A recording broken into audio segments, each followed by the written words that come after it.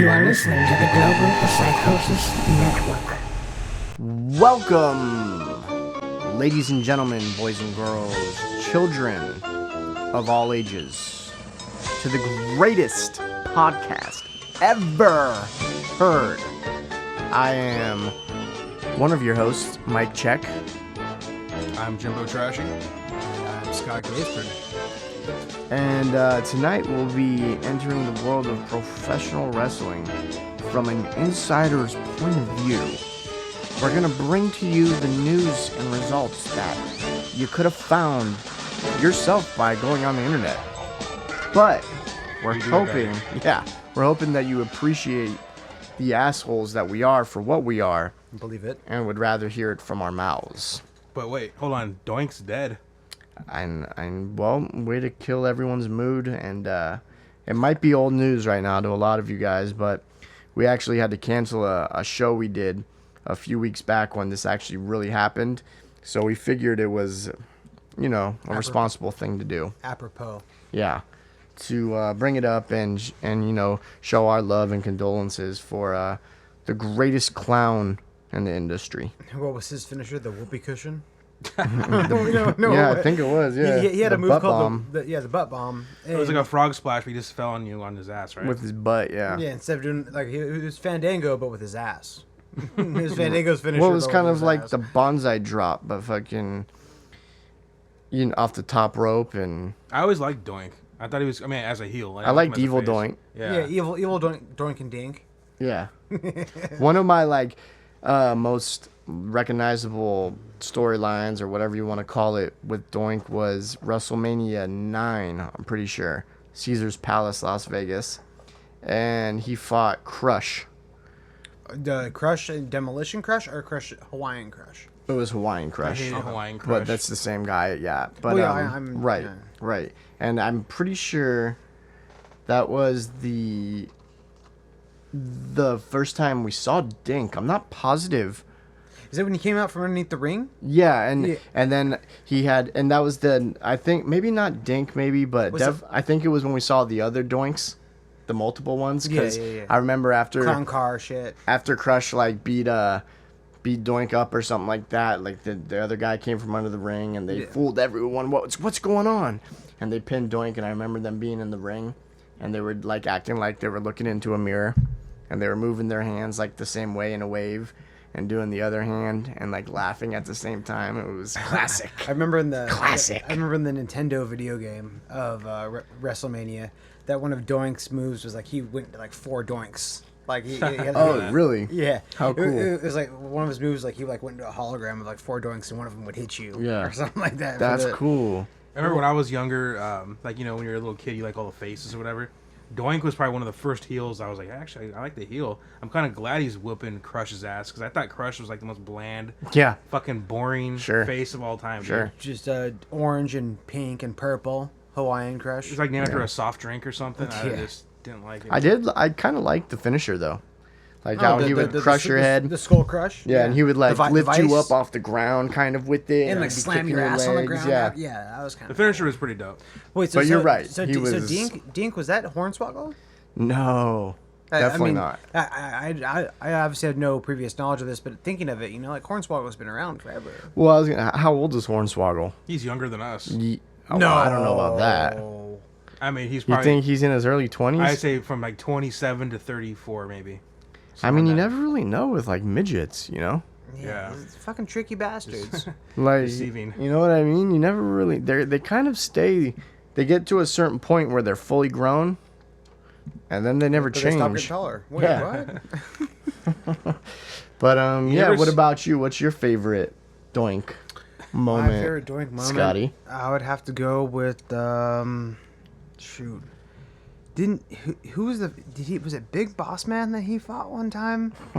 Hey, the first time that he busted one of his promos was the little flower or whatever. Oh, okay, yeah. Hey, that was early. That was one of his original things. I can't remember if it was Big Boss Man or Tatanka or someone, but he was like so stereotypical, like a generic Clown. Like he had like the little flower on his Yeah. little vest, and Yeah. he He squirted him blinded in the you. eye. He blinded him, and the guy busted his finisher. Yeah, I'm trying. I want to say Big Boss Man. That's what I want to say, but I don't think it was him. I feel like Tatanka is a better. I almost remember that. He got after Tatanka. I know that. Yeah. That was after Tatanka's freaking winning streak of God knows 50 something matches or Yeah. 2 years, whatever his fucking. Right, was. right. He had an undefeated streak. I think the longest in the I think it's the longest in history. It's Tatanka. of WWE, I think, but not of. I think Goldberg's is longer. Well, no, I'm talking about from conception. Well, no, actually, you might be right. As far as time, you might be right time-wise, but wins and losses, Goldberg was definitely more. I think because did Goldberg come out and win every match from the get-go? Yeah. Because that was Tatanka's claim to fame, Yeah. is he didn't lose Yeah. until I think it was Razor Ramon. We researched this before and we figured it out, but That's a good question. anyways, Tatanka Schmanka, Doink, Dink. and he recently has been in the news, or whatever you want to call it, in the limelight. Not recently. This is getting old now too. He actually smashed Kevin Nash in a shoot interview, talking about how Big Sexy was small I- and ugly. I think he called him like Vince's whipping boy or something, or Wait, who said this? Doink, The Mr. artist- Bourne. Oh, okay. Yeah. Oh, I heard about this. Yeah, yeah. This is a while ago. Matt Bourne as himself, like in a shoot interview, and he just talked mad trash about Kevin Nash being a fluke, and Should have never been broken in the business because he said fake. yeah. Yeah. And Kevin Nash responded like, "Okay, I've held belts in every major company for longer periods of time." But let's be real here. Kevin Nash only got as big as he was because of how big he was. You know. Well, Yeah, he's one of the few guys who's 7 actually foot. like him, Undertaker, Kane. They were giants, but they were wrestlers too. They had mic skills. They could wrestle. They weren't Yokozuna. I mean, you could maybe say him. Big Show definitely, but like Khali, Yeah. Giant Gonzalez. Those guys were just paid to be big. Yeah. but they were Kevin Khali and Giant Gonzalez are another level of big though. Oh, they're You know what I'm saying? Those are freak tallest people in the world big. Where Yeah. Kevin Nash is a big guy, but Shawn Michaels made Kevin Nash anyways. That when he was his bodyguard and stuff. So anyways though, I don't know if I necessarily agree with him on the Kevin Nash thing, because I'm a fan of Big Sexy. Now Big Sexy can't get on the radio and defend himself in a situation like that, verbally defend himself without pulling a quad. So we know how that goes. torn quads are coming. I just don't think he would have been as big of a deal if he wasn't 6'11". Sure. Know? Oh, of course. Well, I mean, you could say that, yeah, about a lot of people. You could say that about Hulk Hogan. Hulk Hogan's a pretty tall guy. He's a big If he motherfucker. wasn't a big dude, the leg drop would have never been as cool. Well, I mean, also big and strong. You make a good point about Hulk Hogan. Is Hulk Hogan like everyone from that era? Like, imagine if Chris Jericho, CM Punk, Rey Mysterio, anyone 6'1" or under tried to break in when wrestling first started. It wouldn't have worked. Little known fact, Hulk Hogan was only like 6'4". That's still big, but He's only 6'4". Because I watched an interview with Kevin Nash, and he goes over he goes over the year of 1995, and he talks about when he first broke in the business. Right. Was I've he heard wearing this interview. Was he wearing lifts in his shoes or something? No, well, maybe go it's ahead. his Tell build. him. You Tell know, him why. He basically said that when he was playing basketball in Europe or something, he went to a wrestling event because he liked Hulk Hogan, thinking, oh, this guy's bigger than life, 6'8". Yeah. He said when he saw him come down the aisle, he had a full head on him. He's like, I know this guy's only Yeah. 6'4", Right. Still a big guy and bigger than most guys he's fighting. The other guys are probably 6'1", 6 foot, so Hogan looks huge, Yeah. He learned that It's a work. Your height is a work in wrestling, and they're gonna make you taller. So he knew, well, I'm 4 inches naturally taller than Hogan, so they're gonna turn me into a giant. Yeah, I'll be 7'1". So I mean, there's truth to that. So, anyways, rest in peace, Doink. Last time we saw you was Royal Rumble. No, he came back before Raw 1000. Oh, you're right. He did. He got And he lost. He lost to Heath Slater. No, He lost. Yeah. He was the only one of the legends he was only one of the legends to come back and lose to the one-man band. But wait, was that Matt Bourne doink or was that Brooklyn Brawler doink? No, Matt Bourne. I think that was that was legit. Doink. That's good. I like think that one. I think the Brooklyn Brawler thing. There was rumors about him being doink before Matt Bourne, before it was really known. You know, before wrestling was on the internet and stuff like that. I remember people used to say Brooklyn Brawler, and I think maybe Brawler might have been one of the mirror image doinks. You know, the doink A, doink B, doink C. But no, Matt Bourne was the doink we saw last, and you're right. We saw him Royal Rumble, and then we saw that Heath Slater thing, which was pretty funny. That was. It's actually a shame now that they had Heath beat him. Yeah, he was the only one of the legends that Heath beat. That's a shame because He should have beat him. He sucks. I hate Heath Slater. I'll be honest with you. I used to hate him. He's a and one-man I'm starting band, to kind of like him, He's man. a one-man band. And I think he's a good little curtain jerker heel, dude. I don't know. Well, he's definitely. I mean, he's funny. Considering, like, you know, everyone from the Nexus, he's probably the least accomplished. Just Bray Wyatt coming back. And, I think Vince likes him too. Yeah, well, he's not going to have his own little stable. No, it's not successful, but he's got gender, and he's got freaking the chosen one. I don't like gender either. Neither do I. He has the look of a bad guy. I just think he's just bland. And they can't really push him as much as they could with the freaking, you know, his ethnicity. They need to bring, if they want to do something with gender, they need to bring the Iron Sheik in, or Sabu or something, and have him be managed by them, mentored or exactly. Something. And that I would like that. I think that would be cool. Or even have Sergeant Slaughter do something with him. With gender, I could, well, that'd be, I could see that. They're trying to whitewash him. And that's stupid, and it's not working. So he needs to get rid of that turban. You can't be a rock star with a turban. No, you it doesn't can't. Work. I mean, and I think that might be the silliness to it. I think they might intentionally be leaving that because obviously that's like stupid. He's a sore thumb of the group, you know. You have a Scottish guy with a thick ass accent, and you have a guy with a turban, and then you have a redheaded guy who fucking plays air guitar. And the 3-man band. We have no plans for gender. Throw gender in it. You know, I'd give them a chance if they would do something with it. All they do is say, "We're the 3-man band, baby." Yeah. That's all they do. They need to start. What they need to do is they need to start running in the matches, right? Kind of like Shield-esque, okay? But instead of the Shield, who just would run train on people, you know, and powerbomb, have the people they run in every time fuck them up. Like every time they try to enter a match, they just get fucked up, or they completely do not like decide the outcome of the match for the person they're trying to, you know, help. They go there to lay hat and just get fucked up. But I mean, like, they need some promo. They need to do, like, you know what they should do is like a Jeff Jarrett. Remember when he did that fucking With My Baby Tonight? Yeah. Do that with 3MB. Yeah. Well, they had plans for that. No, that's good. With My Baby Tonight, I bring some memories. They did that, dude. There was a Raw where they did that. They actually went to a country bar. And they performed? And they did like, well, they were going to perform or something like that. It was on a Monday Night Raw and they got kicked out, right? Yeah, and they got in a bar fight or something. And yeah. But have them legitimately play, you know? But then like maybe even make it like where it's like a recording over it. Yeah. Like they're playing horrible. Yeah, Like that it just sounds dope still. Yeah. Well, something to give these people, these characters some sort of like depth, you know? Yeah. Yeah. 3-man band is funny. But anyway, so we're getting a little off topic here. But anyways, we'll get into a little quick Money in the Bank recap for everybody. So there was the pre-show match, which is the WWE Tag Team Championship match with Seth Rollins and Roman Reigns of the Shield versus the You Say Oos.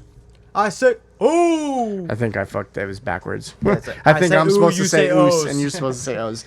But and no one saw the Shield losing. The first match of the night was I almost say it was the better of the two ladder matches. Well, wait a second. Were you just jump into the ladder matches all of a sudden? No, what happened with the Uso match? No, we didn't watch it. We didn't watch it. Well, I'm gonna tell you. I'm gonna tell you guys what happened. No, I just said no. So one anyways, saw, I said no one saw the Shield losing. No one saw it at all. If we didn't see it, no one if saw we didn't see it. it, no one saw it. You're right, because they didn't. The Shield won. So anyways, all right. Well, geez, I guess. Can I say I don't like the Usos? I don't like the Usos. I don't hate them. Well, they're just like they need to like. I don't know, they're kind of flabby. There's been an Islanders and the Head Shrinkers type of tag team for like our whole lifespan, and I guess they're the new ones, you know. They need to either be really cut or really fat. Make up your mind. I think You they know? need. You know what they need to? They should have Tamina manager. Snuka be with them. Yeah, for sure. Well, they're And family, have right? Tamina I don't know be. why they took her away from them. Well, I guess Tamina is. I think they might have big plans for her, but I guess she's gonna be in the new Hercules movie. Oh, no shit. Yeah. Okay. She's gonna be So Hercules. I think maybe she. So she's making Daddy proud. So, anyways, on to the first match of the event, It which was the SmackDown World Heavyweight Title ladder match, and it was entertaining. which had who in it? Who was in that match? Cody Rhodes, Sandow, the Real Americans, Antonio Cesaro and Jack Swagger, Dean Ambrose. and Fandango. Fandango. And so Damian Sandow I'm glad came you out guys with knew that I was gonna win. have to take a minute to think about that one. Yeah, but in watching it, literally Cody Rhodes, like James said it before, Michael Cole even put it out there. He's like, dude, Cody Rhodes is on fire. Like he's gonna win this match. And like Yeah. 2 minutes later, like he did double crossroads to Wade. Oh, Wade Barrett was in it too. Excuse me. Oh, yep. He did the crossroads to Wade Barrett and to Fandango, and James was like, dude, he's on fire.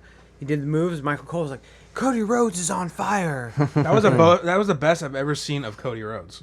Cody Rhodes, he was insane. He went to another level that night. Yeah, for sure. Cody's good, man. And I was rooting for Cody and his mustache. I was. And then when Damian Sandow came up and grabbed his leg and pushed his ass out of the way, it kind of broke my heart. I was a little upset. I mean, I like Damian Sandow, don't get me wrong, but It was too soon for him, I think. So the Rhodes Scholars finally, after breaking up 5-6 times already, are now, I'm pretty sure, officially done. yeah, I don't see Cody Rhodes going back to being best No. friends with Damian So Sandow. Cody's a face now, and Damian has the blue briefcase. I just wanted to see them have at least one world title tag team reign before our world tag team title reign before that. I think split up. I think they deserve to have Yeah. a tag team title reign. But It would've meant more, you know? Cody's They ran into Team Hell No. Yeah, Cody's had the belt before the tag team title, so Ted DiBiase. I think they had Damian Sandow just knowing that he was gonna get this gimmick. Maybe that's why they didn't do it. I don't know. And So. and to that he says thank you. He doesn't say you're welcome. He says thank you, WWE. So on to the next match, the Intercontinental title match. Our new up and coming Paul Heyman guy. Michael McGillicuddy. Curtis Axel. I'm glad he retained. He defeated The Miz to hold on to the belt. The Miz did have one moment of greatness. He was Paul Heyman had him on the outside, and the ref was looking at Curtis Axel, and the Miz goes and falls down like he was shot. And the referee looks at Paul Heyman, and he's like, and the Miz is like, he slapped me, he slapped me. So Paul Heyman got kicked from ringside. Nice. And Curtis Axel still retained, which is, I guess that's like their idea of legitimizing, or Legitimately. that's the word. Legitimizing. Making him keep the belt, which is understandable. But when Miz did that, like I looked at James and I was like, that's pretty clever. Yeah. That's good stuff. I think Right. Curtis Axel is a future blue chipper, quote unquote, as Jim Ross said about The Rock when he was first starting. Like he's a little unpolished still, but I think in like 2-3 years, Curtis Axel's gonna be one of the people that you like seeing like in the main event. Like holy shit, this guy's really improved. I think World Heavyweight title situation. Yeah, Paul Heyman has a The track SmackDown record. belt. He has a track record. So the next match, Divas Championship match, AJ Lee We fast forwarded that one. defeated Caitlyn. And these guys, just so you guys know out there, I had some issues on Money in the Bank. I missed it live. Did you watch it? But I know everything that happens. Just take my word for everything. You can believe me. But anyways, if I was there, we wouldn't have fast forward the Divas Championship All match. I know is I want AJ Lee to get me in the Black Widows. And how could you fast forward through that match? Caitlyn has had a nipple slip on fucking every fucking television taping so far, like since WrestleMania or something. Here's the thing about the women's matches: you either have to fast forward them or watch them in slow motion. You can't watch them. You can't watch them in real time. Man. You just can't appreciate it. I'll be honest with you. The TNA knockouts have been having some classic Oh yeah. matches lately, week in and week out. And on the last pay-per-view up to the last couple matches, what's her face? Gail Kim and Taryn Terrell just had a ladder match.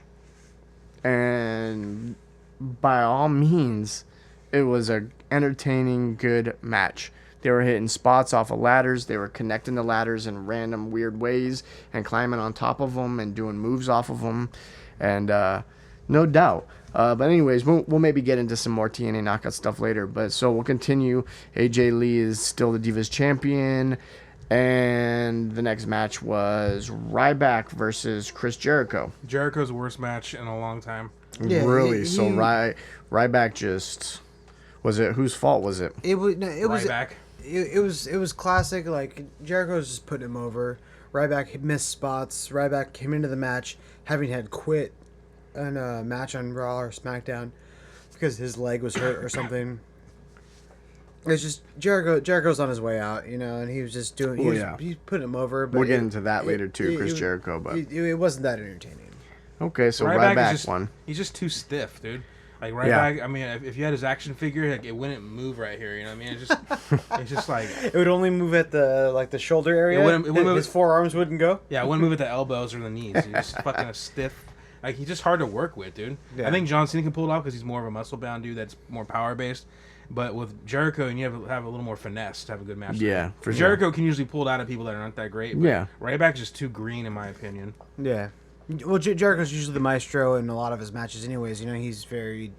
He's the lead dancer, Yeah. Yeah, as he should have been in that match. But yeah, we'll get into more Chris Jericho stuff a little later in the show. But so next match was the World Heavyweight Championship match with Alberto Del Rio versus Dolph Ziggler. Great match, ruined by AJ. And AJ interfered. Dolph, it's hard to watch that guy wrestle. It seems like maybe it's because Del Rio is a little bit stiff, but the headshots that they keep making him take is. I'm a fan of Del Rio. I think he's a great worker. Del Rio. Yeah, and Ziggler. I'm getting tired of him. Well, see, I like him as a bad guy. He's bad guy, definitely. He's definitely over as a bad guy. He's just the world heavyweight champion and or fighting for it every week and every month. It's driving me crazy. Do something like even John Cena all last year, and it looks like what they're gonna do with CM Punk now all this year. He's not gonna be fighting for the belts, but they're gonna be putting him in main event type of stuff. Brock, like Cena versus. I just am tired of that belt and Alberto Del Rio. Like every time I see that WCW belt, which I love, and I want them to unify it, but I'm so sick of Del Rio. He's like the Mexican Kurt Angle. That's why. I wouldn't say that. Yeah, I mean, Kurt Angle. I love Kurt Angle. Well, I said the Mexican version, so I mean, it's a little poorer down there. But yeah, so Dolph Ziggler lost because AJ got him disqualified. So that's why Del Rio is still hasn't got his belt back. After you would think after they've got SummerSlam. They've got plans. Yeah, they're doing something. When he gets it the next time, I have a feeling he's gonna get it for a while. So. Have a nice little run. Yeah, he needs to have a nice run because he's the 3-time World Heavyweight Champion now. And he's had it combined maybe a month. Or it's 2-time Heavyweight Champion. And, yeah, he just... Maybe a month. Maybe a month. I don't think even a month, 2 months because one of the months he had a concussion, didn't fight. Right, that's right. Oh, that's right. True that. So anyways... He needs a good 9-month reign. Yeah, for sure. Yeah. Solidify it. He needs to hold that belt. Unfortunately, it looks like it's going to be as a face, but he needs to hold that belt. And, I don't care if it's face, heel, or indifferent. I like him as a face. I like Dolph. He's like a heel guy, man. He's like an arrogant, Rick Rudish, Mr. Perfect but he kind sells of guy, too you know? And that's his selling point. Me and James were talking about he sells like HBK. He's he sells like RVD and I guess HBK. Like he is, and I'm gonna say this as a new guy who I think is going to be one of the maybe top 3 when it's all said and done, if not the best. Dean Ambrose is going to be the best seller in the business. Dean Ambrose is dope. I love Dean Ambrose.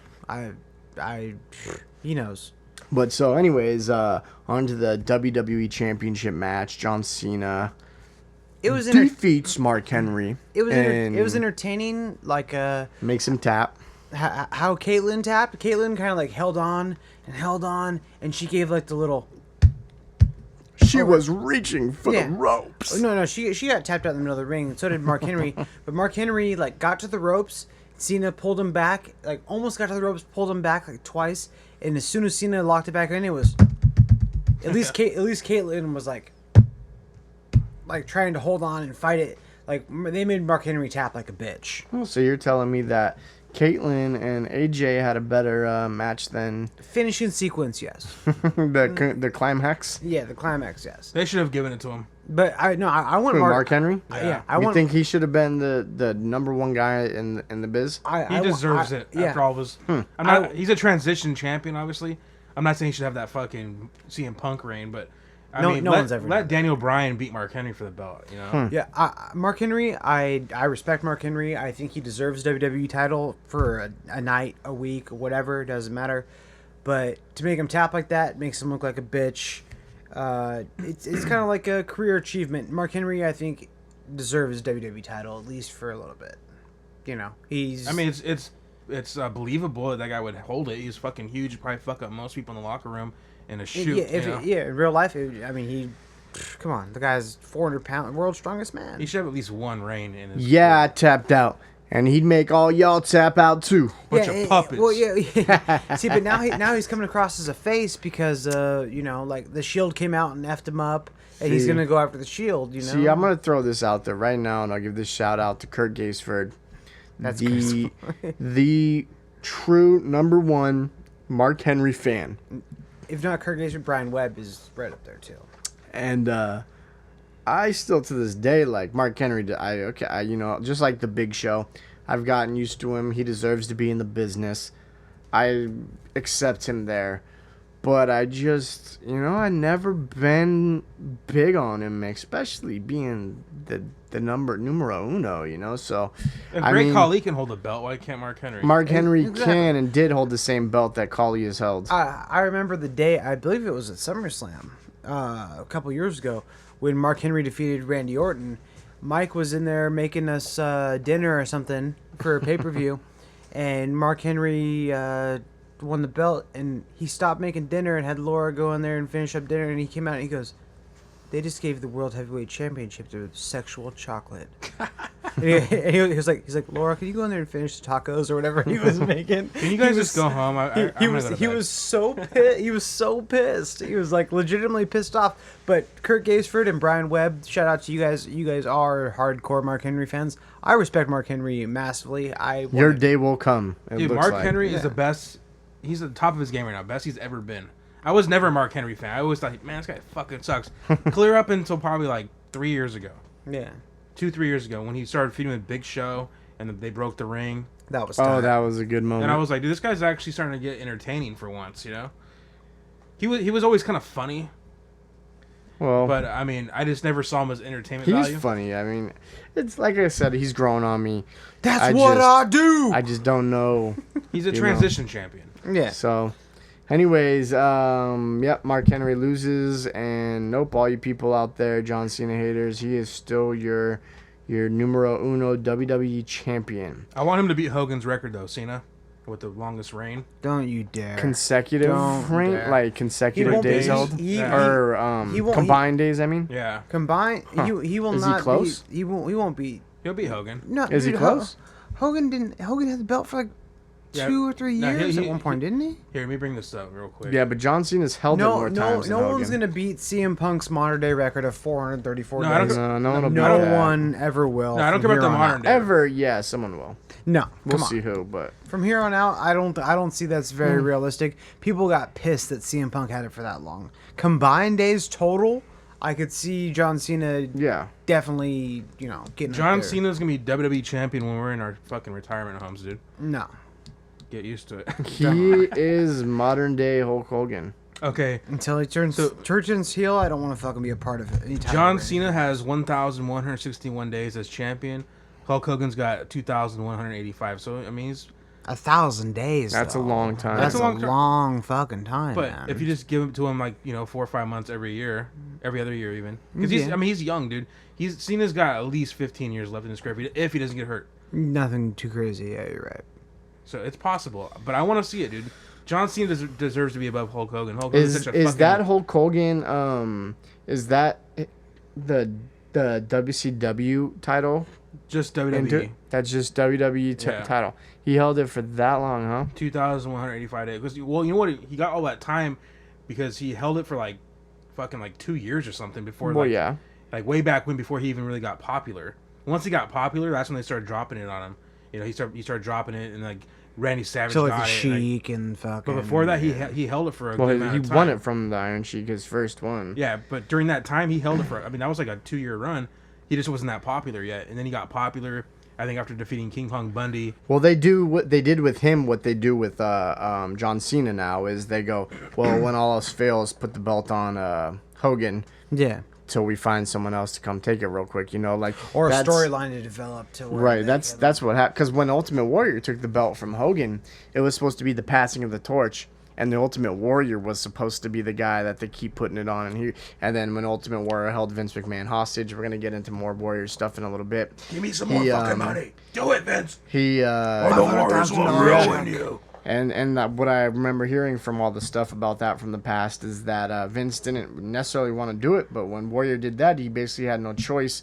He had to go put the belt back on Hogan again. And Hogan kind of didn't expect it either, and he was, oh, okay, all right, give me the belt again, you know, so that's what happens. Well, let's, so John Cena, but, you know, we get it. I wish Warrior didn't James fuck that is a up. big John Cena fan. We get it. So, anyways, the main event of Money in the Bank is the WWE Championship Money in the Bank, the All-Star match. It was a very entertaining match. Which consisted of CM Punk, Christian, Rob Van Dam, Daniel Bryan, Randy Orton, Sheamus. And what was it? Kane got replaced. Kane did not get replaced. Kane wasn't even in it. It was only 6. Are you sure? Yes. Yeah, they should have replaced him, but they didn't. Because the Wyatt family came out. But Kane was supposed to be in it, right? Yes. Okay, but he just never got replaced. I see. Okay. Yeah. Right on. So, anyways, the winner. There were some good spots. Some very good spots. The winner of what was supposed to be such a huge all-star match, well, the best out of all those guys we just named off, the number one guy, the best in that ring at the moment was Randy fucking Orton. I'm an Orton fan too. I was disappointed. I was very disappointed in that. He just needs to turn heel. I don't like a face Randy Orton. We'll talk about that coming up for sure because I read some things, but Randy Orton actually just got injured this past Tuesday for SmackDown. If you read his Twitter though, he said, "Don't believe the dirt sheets. I'm fine." Is that what he said? Yeah. They were saying he might be out. They were saying he might be out 6 weeks. Yeah, I heard that he just got the. Check his Twitter though. The red briefcase. He said I something. don't do Twitter. Well, you need to become a tweeter, dude. No. What I heard is that... Don't be a twatter, become a tweeter. A twatter. Which we could be completely wrong and stuff like that, obviously. It's the internet. But I heard that he's very hurt, actually. Well, he's got some kind of spinal shit. It's some kind of, like, almost maybe a 10-month injury. Holy And they're going to keep... If they knew it was going to be longer than a year injury, they were going to go into Raw or something coming up and have him... do a match for the Money in the Bank briefcase and lose it, somehow, like, get screwed out of it. But I heard they're gonna keep it on him, and they're still gonna go, maybe not go for that old the thing they're gonna say where Daniel Bryan was gonna beat Cena at SummerSlam. That's what I was getting. And Orton was gonna turn heel and cash it in. That might not happen anymore. But I mean, from what I'm hearing about the incident and the injury is that they're not trying to sell it as some kind of major injury and that Randy's done, so I could see him going on Twitter trying to defuse the flames, but at the same time, maybe he's right, maybe everyone on the internet, they're being, if he's injured, I would like to see him to just say Randy Orton has to relinquish his briefcase tonight on Raw, and he comes out there reluctantly does it. Yeah. He doesn't need to wrestle to why? To have some shitty match, right? And then just give it away real quick. Especially if he can't take bumps, if he gets hurt and makes it worse, you know what I mean? They could, they've done stuff like this before when someone's really injured, and they'll have the guy get jumped in the back, and then have him limp out to the ring anyways. I'd rather him just relinquish it, and then they could always set up like, dude, he didn't really lose that briefcase, man. He doesn't. That guy who got it, or the guy who won it, doesn't deserve it. It's actually Randy Orton's briefcase. Right. Then you can set up an angle. That's what a Randy Orton fan would say. I'm saying Randy Orton. Like, I mean, I go back to like Shawn Michaels when he gave up the belt. He gave the belt to Dean Douglas. Like, yeah. Like, well, even that's what I want to see. Or even like RVD being stripped of the TV title in ECW. He never lost that belt. That was but injustice. Cyrus came and took that belt away from him because he broke his leg. And he almost had that for almost 2 years. Oh, it was one of the greatest runs ever, and he should have. And it went to Rhino. Rhino got that belt after. Yeah, he should have been a chance to fucking fight for that. That was a bummer, but that's I see what you're saying. So there you go. Money in the Bank. Full results. Our glorious opinions on what we think's going on in the pay-per-view world of WWE. And all the things that happened. So now you guys know who the Money in the Bank winners are. SmackDown and Raw. Damian Sandow has the blue case. And Randy Orton has the red case. So, we'll see what goes on here in the future. Who cashes it in. When they cash it in. It's going to be kind of cool. You guys like the people with the briefcases? Sandow, yes. Orton, no. I like Sandow and I don't like Orton. Actually, I wanted RVD or Daniel. Well, they're already gonna give him the belt. I mean, they're already gonna give the belt to Daniel Bryan, so I guess he didn't need it. Yeah. I wanted RVD to win the red briefcase. I wanted the blue but blue briefcase. I wanted Cody Rhodes. I mean, who I wanted to win is a different story. Yeah, but am I satisfied with the blue? Yeah. I'm not satisfied with the red. No, with the red, no. With the blue, like I said, I was heartbroken. It was heart-wrenching. Fucking Damian Sandow fucked over Cody Rhodes. It was cool because the blue suitcase match was actually the match I was looking forward to. The heel ladder match. Dean Ambrose, Fandango, Wade Barrett, Cody Rhodes, Damian. I really wanted Fandango or Dean Ambrose to win that belt. Or to win that briefcase. I really did. Fandango for sure. I would. So, we did that just means Fandango is going to be, he's going to be brought into these either the IC or the I think Fandango's on jobber status already. I don't know. No, Vince likes him too much. It's not going to happen. That angle could be played out Fandango by now, but he's giving it life. He's giving it life. Fandango got a concussion. That's the only reason he's not the IC champion and the only reason Curtis Axel is. But then they have Randy Orton beat him the next night on Raw. That was a momentum thing. For Randy that was Orton, exactly, and I agree with you on that. I was disappointed. I wanted Fandango to walk out on that match and not get pinned. Yeah, I wanted him to do what he normally does and walk out. Do the cowardly heel get away. So, anyway, there's Money in the Bank. Our opinions on it. We're gonna take a quick commercial break, but when we come back, we're gonna have Monday Night Raw information for you guys in case you didn't see it. Some stuff that resulted from that. We have actually a lot of TNA news. So we're going to get into some TNA stuff on from Impact and just from some behind the stage stuff. And some other extra goodies with some independent guys and the Ultimate Warrior, Sandman, Ric Flair. Some fun stuff we're going to get into after the break. So stay tuned and we'll be right back. You are listening to the Global Psychosis Network. Yo, this is Evildoers Beware from the 40-ounce Thieves, and you're watching the Global Psychosis Network. You are listening to the Global Psychosis Network.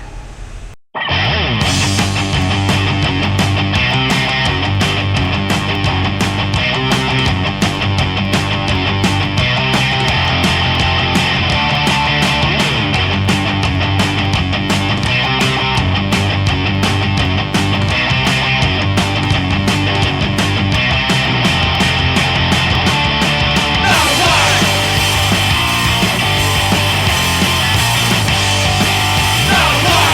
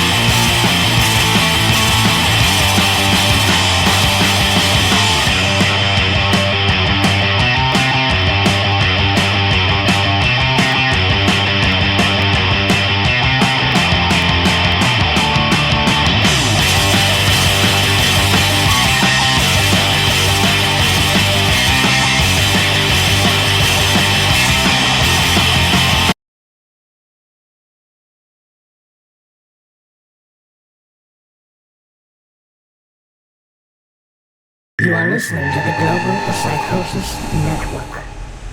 And we're back with the greatest podcast ever heard. Next order of business here would be recapping Monday Night Raw from this past Monday. I believe it was July 15th. I don't know where to start. There's a couple good angles. I'll go with my favorite. CM Punk and Brock Lesnar and Paul Heyman describing why he screwed CM Punk at Money in the Bank by hitting him with a ladder. That didn't make any sense to me, to be honest. Well, I mean, you didn't like his explanation, or... Well, why did Curtis Axel go down there and then help CM Punk, and then he does this little tirade? Got put to sleep by CM Punk. And then Paul Heyman does this little tirade like, I told you not to mess with him. He's the one I want to win. Why didn't you just have Curtis Axel interfere on Paul Heyman's behalf and attack CM Punk? Maybe just sell it, maybe freaking make it a little like that. Even that 2 more minutes of more interesting, like what the fuck is gonna happen. Well, it's like the swerve for the sake of a swerve. I hate when they do that. Well, it's like I mean, in the look, it's wrestling, and you didn't have to do it. They would have made it happen the same way it happened if they didn't do that. But like in real life, it was to get CM Punk maybe to drop his shield a little bit get a little drop his guard and be a little okay. Well, maybe Paul is still cool. Maybe all right. I trust him a little more. I'm not gonna be worried about him fucking me over now. Like I don't know. That's what I mean, I didn't hate the fact that they did the Curtis Axel thing. I see what you're saying, that it was kind of like, what was the point? I don't hate it. Right, Just what I was get the that, point? but that's the only thing I could think of. For the show, like I think it was more of like to say just to put the match on that much longer, even if it was 2 or 3 minutes. Yeah. But the next night when Paul Heyman came down, even mocking CM Punk when he said, it's clobbering time or whatever. Yeah. And then Brock Lesnar came out. I thought that was cool. Yeah, it was cool. I like the whole. I like where they're going with it. Or you know what? They should have just had Brock Lesnar come out there and fucking attack CM Punk, and have Paul Heyman be like, you know what? Fuck this guy. I'm over it, dude. He's not gonna win without my help. I think with them doing it with Curtis Axel, it was like more personable type thing. You know what personable? I mean? In what way? Having Paul Heyman be the one to turn the knife with the throwing the ladder into CM Punk. Right, yeah, for sure. You know what I mean? Okay, so I think it would have been better than have Brock Lesnar come out there, interfere, and then Paul Heyman run out there like, no, don't do this, and then he turns around and slaps him in the face or something. Yeah, well, yeah, I mean, I could see that too, but I think Brock Lesnar was like, that was like, Curtis Axel was just like the tickle into the balls type thing. Yeah, they want to promote him. And then when Brock Lesnar's to come out and do his dirt, that's, hey, I'm going down on you all the way. Yeah, if Brock Lesnar starts running out while CM Punk's in his match, they think, CM Punk's going to go, oh shit, Brock's going to come fuck me up right now. Yeah. Paul Heyman starts running down the line. He's going, what the fuck? I told him I didn't need his help. I got to concentrate on the match. Maybe he's slightly more comfortable too, you know? He's not going to fucking think that Paul's coming after him, so... I don't know. Like, it's, it could have been worth this, but it's wrestling. They got to build the storylines in whatever way they can. Yeah, absolutely. And what they should do at SummerSlam, if that's when this is happening. I'm CM Punk, Brock Lesnar, SummerSlam. I'm 90% sure it's gonna be Brock and CM Punk. They should do what they did. I'm pretty sure they did this with Paul Bear, and I think it was Paul Bear. It might have been someone in WCW though. I forget. But they should have CM Punk versus Brock Lesnar and, I don't know, pinfalls anywhere, or whatever kind of match. But have Paul Heyman be locked up in a cage above the ring. And if CM Punk wins, he gets the cage lowers down and CM Punk gets to have his way with Paul Heyman or something, like something like that. That'd be cool. That'd be funny. Yeah, I forget who they've done that. I'm pretty sure it was Paul Bear, but I'm not positive. I forget now. But that was a cool thing. Yeah, another cool thing that happened on Monday Night Raw was it's the Wyatt family. Yeah, coming down and they're coming down, and making their presence felt week by week. This was better. They were fucking up R-Truth, and then it's like he was telling me after his little diatribe or whatever. It's like when he's standing there and he's like, "What are you waiting for?" He has his arms out, has his head down, waiting for R-Truth to freaking give him the business. and R-Truth didn't take a spot. Yeah. You know what I thought was gonna happen there? I thought he was gonna be like a Raven character where R-Truth is gonna fuck him up and he's gonna start smiling and liking it. Yeah, I kind of thought that a little bit, yeah. Kind of like crawl in the corner and like give him that little fucked Like, up smile. like he likes pain. He likes it. The fucking sick fuck likes it. I feel your pain. I always go to I Jim feel Ross it. mode. Yeah. Jim Ross. You got to. Yeah, But no, yeah, that actually, like, that would be, yeah, like, that's, I guess, a good way to describe Bray Wyatt. He's kind of ravenish, for sure. Oh, yeah, well, speaking of that, I was actually telling you last night. Remember how the picture that they put up of, it was the Wyatt family, and then it was the 3MB, and Justin Gabriel, Kane, R-Truth, all that. Right. Last night on Main Event, it was Justin Gabriel versus Heath Slater, and the Wyatt family came down and fucked up all four of them. Nice. I don't know if you saw it. Wait, what was this on? Main on Main event Event. on Wednesday. Oh, I never watched that. Yeah, the Wyatt family came down and Not many worth it? people do. fucked up. Sometimes. Fucked up all three members of 3MB and Justin Gabriel and stacked them on top of each other. And Bray Wyatt grabbed the mic and he said, "Hey Kane, follow the buzzards." Now it's worth it. I want to see that. You What know? does the follow the buzzards even mean? Do you guys have any speculation what he's talking about? He put something on Twitter about how buzzards eating the dead or whatever's dead is a cycle of life, and he had 4 words. It was I'm trying to remember what it was. If you look it up on Twitter, it was like 4 words like decay, something, satisfaction, or satisfaction like eating, and then something else like it's a cycle of life. Was it an acronym? No, it was like a little saying they had. It was fuck, I'm trying to remember what it was. I don't have a Twitter, so I can't look it up. But someone put it on one of those sites on Facebook. He's too cool for Twitter. Yeah. But he's too cool for his own Twitter, but he still goes on Twitter every day. No, and I looks was actually referencing someone else going on Twitter. Hey, if you're gonna be a radio personality or a podcast personality, it might be a good idea to have a Twitter. Just saying. I'll live vicariously through the two of you. Didn't you hear, Scott? The sheep are the ones with the power now. No, he actually said Nobody something about that told last the night. sheep. The wolves led by that the they sheep, or the sheep outnumber led the by the wolves. wolves. Exactly. Yeah. That's Nobody true. told the sheep that they outnumber the wolves. And instead, Scott over here is a wolf because he doesn't I'm want to being join led the by sheep on Twitter. Apparently. No, but if you get a Twitter, Join the sheep. If you're a and Twitter, you become a wolf. become a twatter. and you control the sheep. Nah, I'm okay on Twitter. Followers. So anyways- they're called followers, dude. So anyways, it looks like... Followers, dude. That's sheep. It looks like, what do you think? Do you think they're doing this with Kane? So do you think they just want to fuck Kane up? Or do you think that they're actually trying to get, is Kane going to join the Wyatts? I would like to see I'd like to see Kane temporarily join the Wyatt family, and they turn him into some deranged psychopath. Like have them get some kind of like Mind control control. over his mind? Yeah. And then they would basically take the mic out of Kane's hands and have Bray Wyatt like brainwash him and have Right. Because obviously, I mean, I don't know how good they are on the mic, but those two, Harper and Rowan, they don't seem. I like you said, NXT isn't on in the United States anymore or whatever. I don't see those guys as being very well versed on the mic. So Bray Wyatt speaks for them. Kane could maybe be temporarily brainwashed, like you said, something Right. like that, and doesn't talk. Because Kane's been, non-vocal and still been a good character. Bray Wyatt brainwashes him. Maybe he has him do his bidding a little bit. But Here's how I'd book it, man. Have Kane come back, right? Takes on the Wyatt family at SummerSlam, loses, and joins them, and then becomes like some serial fucking killer maniac. Daniel Bryan, meanwhile, wins the world title, and that's Daniel Bryan's first feud is against the fucking monster Kane. No, I agree with that 100%. I think that would be awesome. Of course, he beats Kane, but I mean, And snaps him back into reality. maybe not because of that match, but eventually he's gonna snap out of it, or and then he turns face again. But Kane needs a heel run, dude.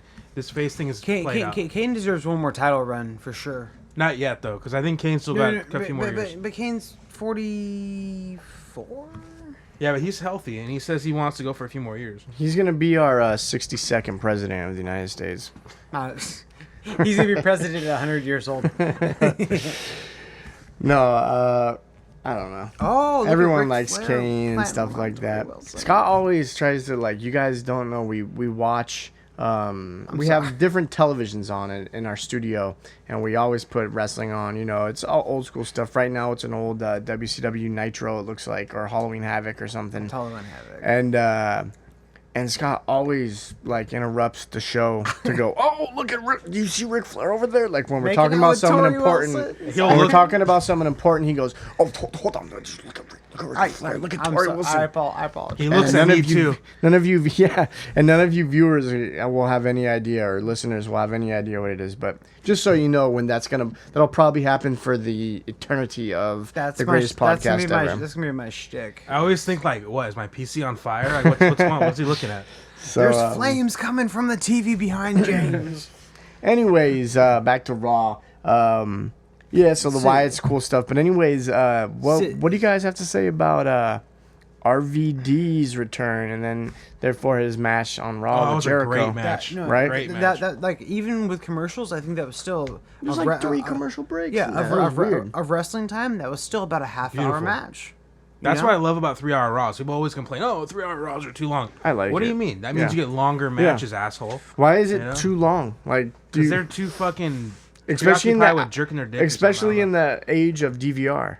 Yeah. You know, like, and fast forwarding commercials and like, why is 3 hours too long? Like, if you're telling me that the 3-hour show is like lame, like it's not entertaining, like, oh, that extra hour just made it so I'm bored throughout it, then all right, I guess you're not a wrestling fan then. 1 hour would have been boring to you then. Yeah, it was like, so I like it. The more wrestling I could get, the better, to be honest. Well, so. especially with 2 guys like that, Y2J and RVD. For a send-off match, it was amazing because obviously Jericho is going on tour with Fozzy. Yeah. But that was it was a great match. I would want 4 hours if they could do it. Well, I think we need it because I was kind of I forget what we were talking about a little earlier, but it was about pushing certain guys and certain lower card guys getting like, I think it was Heath Slater. And and the other members of 3MB, and we were talking about what we want to do with them.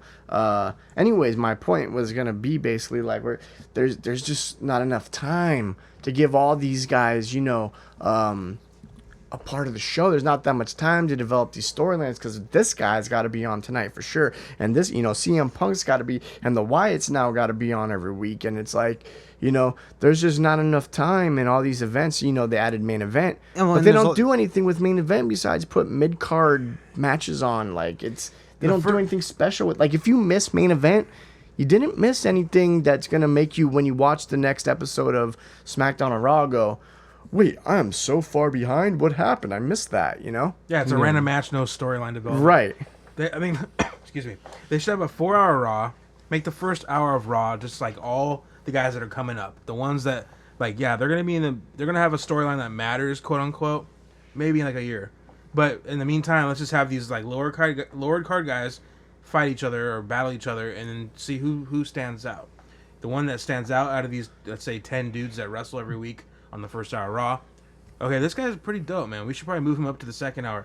Then the second hour is when you start having more developments of like storylines. Like, oh shit, now it's like it would be a good gauge of who moves up, who moves down, and stuff like that. It's like when you watch WCW Nitro, the first hour is all those cruiserweight matches that like most people that only want to watch the NWO didn't give a fuck about. Right. But yeah, those hardcore wrestling fans like, dude, this guy's gonna be the shit. Yeah. That guy's gonna be the shit. That's what they need to do. Just make it a 4-hour block of wrestling, because I'm not gonna watch it 5 days a week.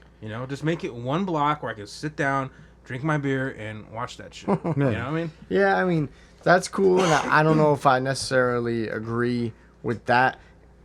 It would be cool, but what I was like getting at by talking about main event is that they should make that just more crucial. Make it so that's entertaining. Like, stuff happens on main event, and like I said, we're in the age of DVR now. So, what's a 4-hour Raw or a 3-hour Raw and a 1-hour main event? I'll just wait till Wednesday night and watch Raw and main event, or whatever. If so be the case, if I only have 1 day a week to sit down and watch my wrestling, who cares? But I just think that, Assuming shows the DVR. Yeah, why? Well, no, it's not even like, what's the difference though? Like, 4-hour Raw, you're going to watch Raw on Monday night? All right, I get it. But. And DVR backwards is actually RVD. There's a mind fucked for you. Wow. So But yeah, anyways, back to RVD Jericho. Like, I got a lot of heat lately, posting and talking about on certain communities we're a part of on the internet about my excitement for RVD's return because he's one of my all-time favorite wrestlers. Absolutely, one of mine, top 3, top 4, easily top 3. Might be top 2. I don't know for sure, but. And I threw it out there about being what could even be better than RVD just returning at Money in the Bank than having Fonzie coming out with him and blowing his whistle the whole time. And of course, you know, I get all these smart marks and stuff and arrogant bastards that are, you know, everywhere you're going to go. And anytime you say something, their goal is to make you look stupid. But Fonzie's a wreck. That would be horrible. Oh, man, I'm not even excited about. Did you see him in TNA? Oh, man, blah, blah, blah, blah. Like, all right, well. TNA sucks, though. I'm talking about, of course, if Fonzie's a fucking 6 feet under, hole in the wall, fucking piece of shit. 6 feet fucking under. Vince ain't gonna hire him to begin with. I don't want to see him I want to see him if he's out there being the Fonzie of old. Same with RVD.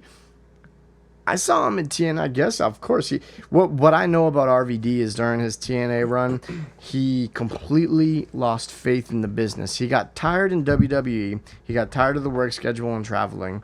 He didn't like it. He went to TNA. He went to TNA to have an easier workload, and just the professionalism there, and the people running the show, and just people who dealt with his contract extension or his re-signing of his contract just fumbled it, and he lost passion for the business. He went on the internet and on interviews and talked about how he will never wrestle again because he hates it, and TNA is what brought that out in him. And so I could see why he was half-assed. He was just getting paid, and he was just half-assing it. And I knew that when he came, especially the way they were building him up for the last month, I knew he was going to bring it. And I knew, you know, they're probably paying him a good amount. I don't know. But they probably maybe promised him something, too. Yeah, some maybe, kind of maybe title run. Title reign soon, You know? something like that. Maybe a feud with CM Punk. Maybe he wants to fight Someone he Punk wants or to something, wrestle, you know? yeah. So I was stoked. And you know what? All you out there who are talking trash and talking about how you don't like him and talking about how he didn't even speak good on the mic in ECW. How do you not like RVD? Bite it, you know? Hey, if you say that he wasn't good on the mic, all you ever heard was cool, whatever. That's WWE shit. No, ECW days, people are telling me to. No, I don't think that's You know, and true they're at saying, all. well, I guess if you're a pothead, you would like it. And I guess it's kind of true. That's funny and all, but what I'm getting at too, though, is Fonzie in those interviews just yelling and screaming and pointing and slapping him in the chest and fucking blowing the whistle, jumping up and down, doing jumping jacks. There's a couple of things I think.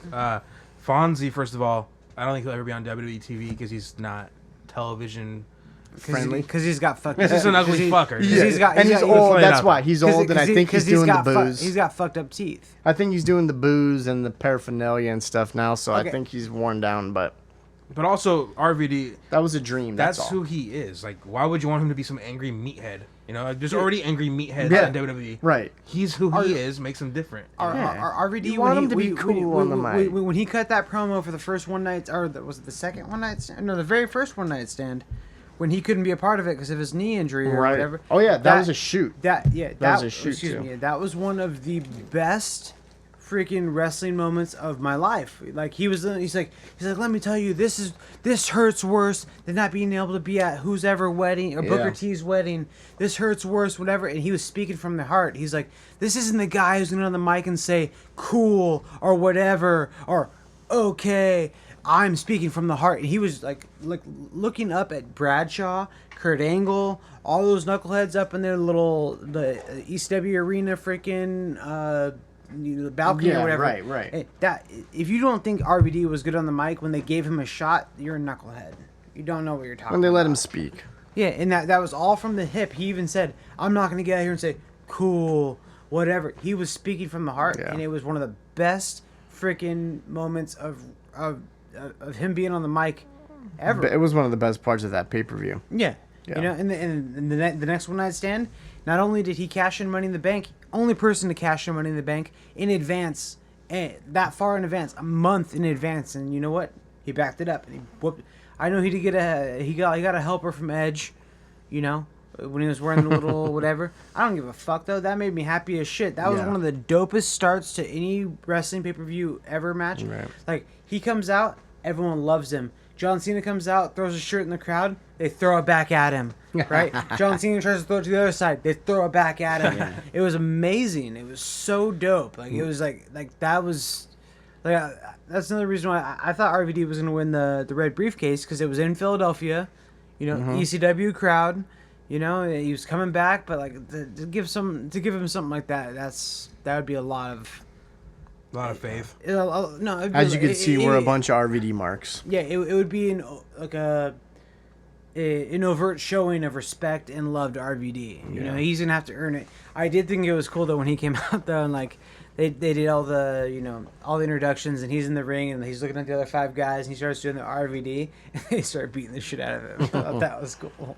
So, on Raw, he goes and has, with Chris Jericho, one of the greatest matches on Monday Night Raw. Yeah, it was amazing. You know, the last Daniel Bryan, Randy Orton match, I think it was. That was really good. This match was great, and it lasted a long time, and, you know, it was Chris Jericho's last match in a long time. He's going away on tour, and RVD hit a 5-star where he got so high in the air. He hit it clean. I love a clean pinfall victory. That's always fucking great. It was a great match. So RVD's back and Chris Jericho's gone, but they both he came in on a good note and Jericho went out on a great note. So that was good. Yeah. And and at the very end of Raw, to include the Raw coverage, I mean, I don't know if I necessarily agree with the angle of Vince McMahon not liking Daniel Bryan, because obviously if he didn't like Daniel Bryan, he wouldn't be on the show, you know. But Vince and Stephanie and Triple H saying, "Oh, if you pick who we think you're gonna pick," it was obvious he was gonna pick Daniel Bryan, and you know, overshow his good guy qualities. I'm not gonna pick a gravy boat that I'm gonna run over. But Daniel Bryan versus I was telling him before he had seen it, I kind of gave it away to Mikey. Daniel Bryan is so over that it is, you know, he had mentioned to me last night that maybe it's because his thing is so simple. It's just fingers in the air and yes, or no, or how Fandangoing is similar to the yes. But Daniel Bryan, literally since Stone Cold, The Rock, a couple other people, Daniel Bryan is that over. I agree with you. The fact that whole crowd erupts, dude. They said there was 15,000 people, 16,000 people there, whatever. Everyone, like, if you watch the panned out view before they closed Raw, everyone in the crowd was going like this, and it's so. I've seen people like when CM Punk fought John Cena at Money in the Bank. That was a Chicago crowd. That was huge.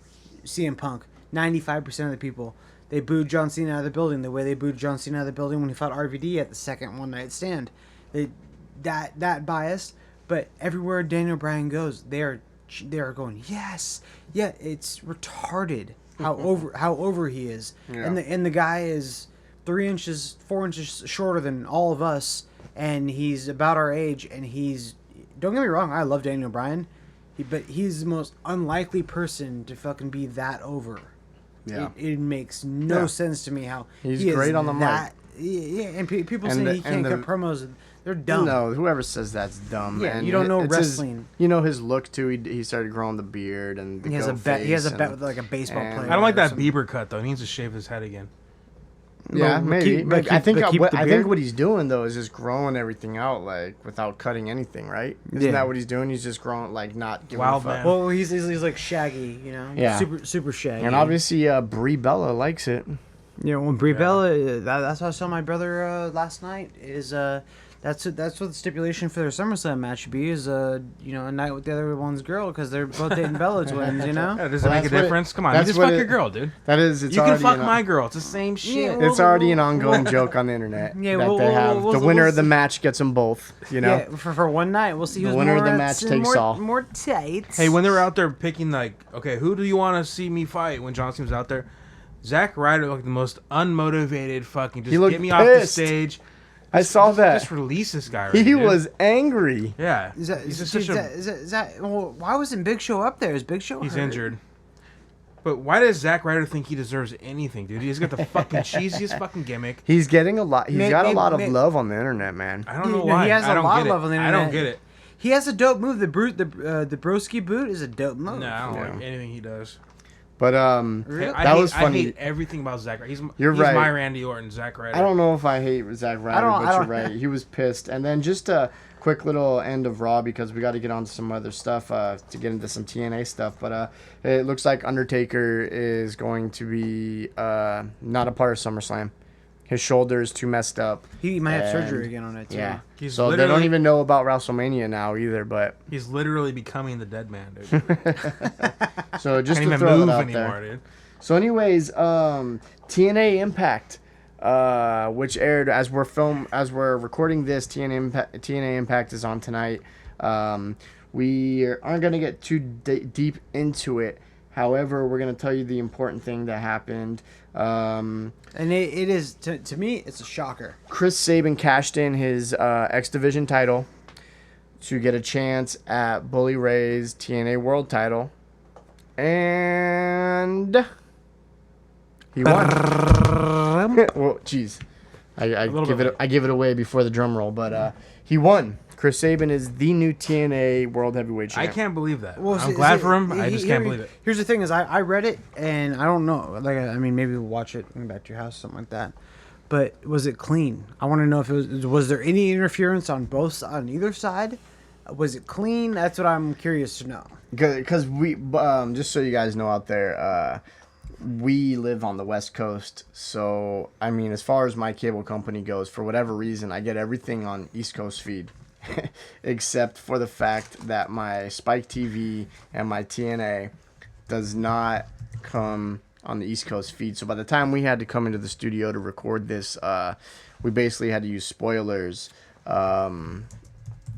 to figure out what. I mean, the only reason we're even talking about this is because it was all over the internet. Such a big thing. And it's the biggest title in the second biggest company. You know, it's there to talk about it. Yeah, we have to. Yeah.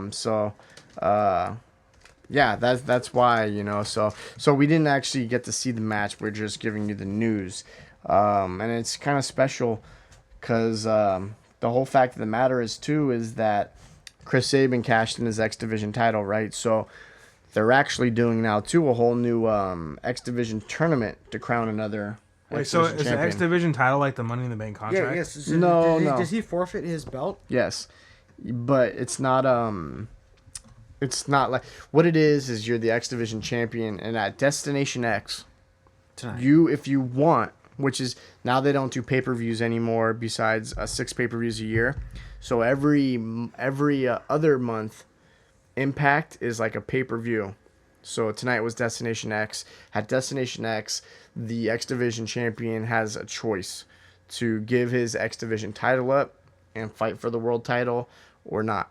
Like, if you don't think you could beat the champ, and Has, you think, like, has anyone ever been like, yeah, I'm just gonna hold my it's belt? only happened. It's twice. Austin Aries created the rule. Yeah, I forget what it's called now too. It's like A double. the freaking The push me, goddammit. It's like Amber's Law or whatever, you know, like it's The Amber Alert. yeah, Amber's Law. So anyways, he cashed in his belt. So anyways, though, they have a brand new X Division title, which looks like the old school IC belt mixed with the NXT title and WWF, and it's the new belt. So that's also going on now. They have the tournament started tonight. I think Homicide fought somebody. Or, Didn't Homicide change his name again? no, Aggravated battery. Suicide. Aggravated battery. This is a new gimmick. No, you jackass. Homicide is a Mexican gangster dude. Oh yeah, what is So wait? there's What is homicide, suicide? there's Suicide, yeah. There's where's genocide? Don't- Where's fucking? I mean, you know What this. is You've been suicide's watching name? it. Suicide is now Manic. Yeah, that's what it is. Stupid. That's yeah, so that's what it stupid. is. That's what I Right. was referring to. Yeah. It's really low self-esteem. That was the whole thing, that Austin Aries jumped Suicide in the back. took his costume, won the X Division title. God, TNA, dude. And then he did that, cheated it, and then they gave Austin Aries the X Division title. They considered him the champ, and then Chris Sabin won the belt back. And then so Chris Sabin cashed it in tonight, beat Bully Ray. And what happened to the other guy from Motor City Machine Guns? What was his name? Alex Shelley? yeah, Motor City Machine they Oh they're- yeah. they're still I'm pretty sure they have maybe plans to get back together. But anyways, He's still in TNA though, right? tonight, one of the cool matches that I was telling you about that. So on the X Division tournament, Sanjay Dutt is back, and he fought Homicide and Petey Williams. Hey, Sanjay Dutt had the biggest fucking zits on his back. I remember this. Oh, because, he had back knee. yeah. When I first started watching TNA, like the first time I ever clicked on there, I'm like, hey, what is this? I was like, who the fuck's this Indian guy? Sanjay Dutt, whatever. This guy had fucking like boils, dude. Just fucking I huge. That's the only thing I remember about him. So, Anyways, continue. Anyways, I'm pissed again because Petey Williams is getting jobbed in TNA. Canadian Destroyer. And so, anyway, Sanjay Dutt pinned Homicide to go on to the tournament, the X Division tournament. And the next match was Chavo versus Kenny King versus Manic. Ooh, Chavo. And Manic pinned Kenny King. So that's what the X Division tournament is going good. Kenny King was your And- boy. Yeah, he's my boy. About as much as King Mo's my boy. So, anyways, so just so we'll get into it, we'll tell you guys, Bully Ray versus Chris Sabin. The match starts with about 25 minutes to go left in the show. About 10 minutes in, the Aces and Eights come down to the ring to provide support for Bully Ray, but are immediately forced to retreat, or at least stand idle, by the Main Event Mafia coming in to help. And the end result was a big brawl from both sides, and Bully Ray and Sabin being left alone in the ring to fight amongst each other. When the referee had also been knocked down, though, at this point, and the referee's knocked out, there was then a hammer introduced, or which was left over from the big brawl between Main Event and Aces and Eights, and Bully tried to use it, only to have it end up in the hands of Sabin. When Bully Ray tried to bully bomb Sabin, he couldn't complete it, and then Sabin hit him with the hammer and got the pinfall, and that's how Sabin won the belt. So it wasn't clean at all. But you know what? It looks like they're really dropping the ball on this Aces and Eights thing with getting rid of D'Lo Brown and now Doc. Right, we were going to get into that, the TNA releases. So yeah, we'll jump right into that right now. Yeah, what's going on? People are saying that they think TNA is going bankrupt. Everyone within the company, traveling, they're cutting people. well, everyone within the company, and even the people who have been getting released, they're saying that's not the point. Yeah, why would you cut the guys that you're pushing? The majority of the guys getting released are actually saying it was mutual. I guess that's what you say, though, when shit like that happens. And the people within the company are saying, no, they're not going bankrupt. I guess they're all saying it's just business decisions and mutual career moves made by a lot of them. So here's just a list. Magnus. Here's a list of Your boy. some of the guys that have just been released. Joey Ryan. Who I'm angry about and that. This isn't a joke when I say this. It is Mike's boy. California native, XPW original, Championship Wrestling from Hollywood / NWA Hollywood original, Pro Wrestling Gorilla Part owner. Man, I thought he was great in TNA. His gimmick was great. He was over with the crowd. 87%ers in the house, Gosh, they just they did good with him with his Al Snow thing and the gut check stuff that he was doing, where he basically made a joke of that. And I could have swore I thought they were gonna bring Adam Pearce into that Scrap Iron and have him and Joey Ryan be together. And no, they actually just let Scrap Iron go. Never brought him in. And so Joey Ryan's gone. I'm bummed about that. But anyways, also Crimson is gone. Tara. The Tara / Victoria, whose butt will be sorely missed by so many of She had a us. fine. Who also has one of the best women's finishers in the industry, I might add. Widow's Peak, right? I'll keep it sore for you. Was it Widow's Peak? I don't know if that was gay or not, but anyways, He was talking about Joey Ryan's. No, it's about Tara. the Damn blue- it. Come on, don't blow my cover, dude. the Blueprint Matt Morgan. I can't believe that one. Yeah, Oh. that one blows my mind. That was because like a statement. Matt Morgan's 6'10". There's a lot freaking of every bit of man that There's a lot of smart That internet is- marks that are happy about it. They don't like Matt Morgan. I mean, he wasn't the greatest Bring- wrestler, but he was bring like the him DNA of WWE. TNA. I Supposedly. thought it was. I thought his Bring him, little bring him gimmick. WWE. I thought his little gimmick with stealing Hulk Hogan's robe was funny. I thought they could have went somewhere with that. You know, I don't know. You know what it is? That stupid tattoo on his back, dude. Oh, It like looks. his back piece. The one He has like a giant face on his back. I'll be real. I hated the blueprint for a while, but you know they brought him in with Joey Ryan and the whole. Hey, well, Which I don't even know why they did that. They did like he's- 3 cool matches and had a cool name. Size matters. Cool name and a cool story behind it. You know, like he's got a Wyatt family beard now. yeah. As long as he doesn't shave I that think thing. I actually think if anybody Gunner is No, should, well, yeah, should get- go yeah, to the Wyatt family. Yeah, well, get that guy over Gunner's. I hope he quits. He's man. Or He gets got fired. he got He- beefed up when he returned. Man, That guy's jacked, dude. No, His boobies are perfect. big. He was taking the spike for His sure. boobies are big. So Hitting the spike. another Yeah. guy gone. Kind of surprising. I guess what they did to him in Aces and Eights was real. They had real animosity for D'Lo Brown because he's gone now too. Yeah. No chest protector. I thought he was going to bring the chest protector back, and D'Lo Brown's a No fucking chest putz, protector. I've been waiting for a chest protector No frog chest- splash for 10 years now, man. I You know, thought I he- was going to get it. And he had a legit one too. He had a legit frog splash. He used to do fucking yeah. hands in It between was balls unique, and yeah. everything. I liked him in Nation of Domination. After that, he lost it for me. Yeah. Chest protector. Well, I mean, you can't hate on the D'Lo Brown head snap to the No, left and the that right. was pretty and then good. dropped the leg drop real quick with it. Like, I loved it. I mean, that was like '98. You know, Yeah, what's that he was- done since? I do live in the past. What have I'm you done for sorry. me lately? Yeah.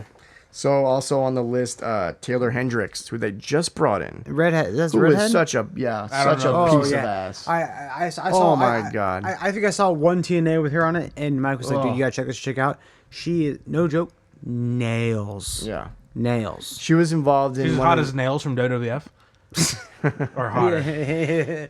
Slightly hotter. It depends on what you're into. But she was actually involved in before she went to TNA, which is why she got a big name. She was involved in a lesbian storyline down in her development.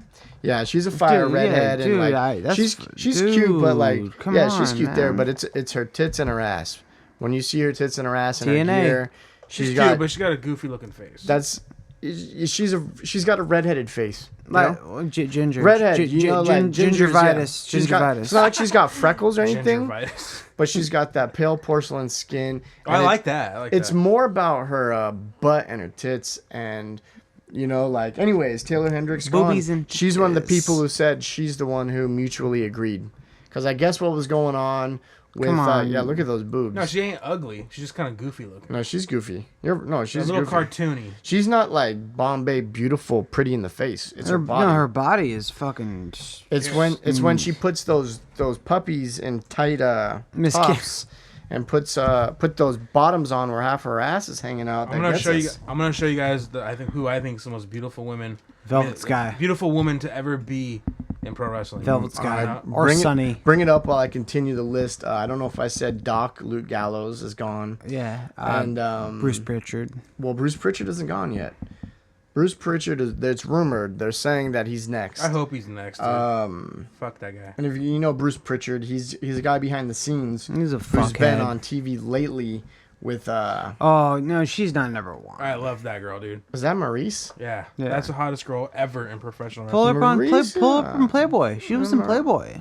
I like Maurice. Like, it's hard to argue with that picture right there.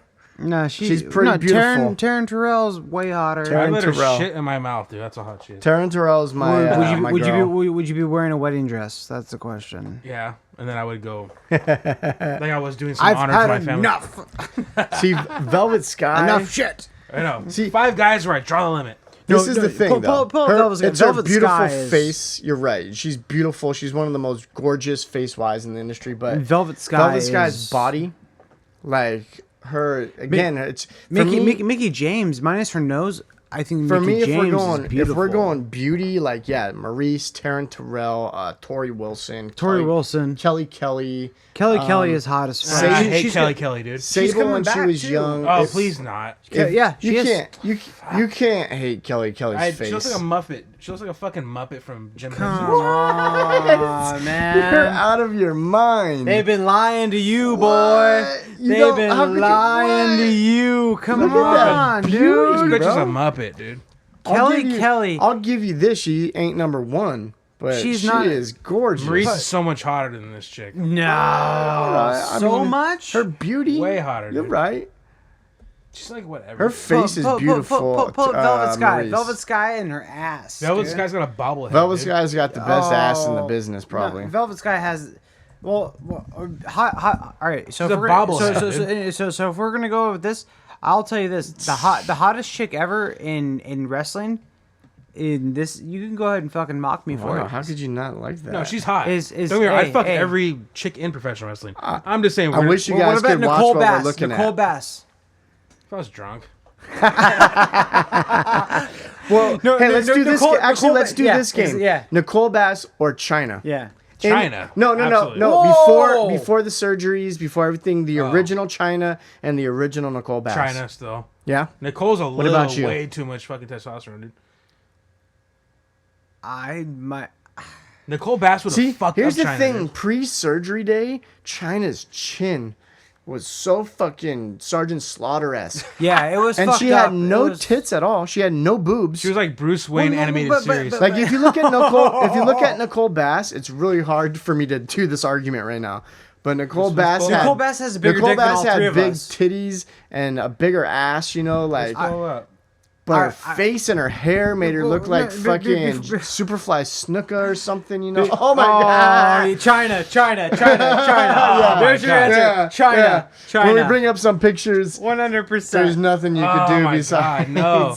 Why? Dude, she's more of a guy than all three of us hey, put God, together. oh, God, why did he do this? to If us? Howard Stern didn't prove it by doing a DNA test, there would be no question to But me. I would say, is that the Ensign in the back?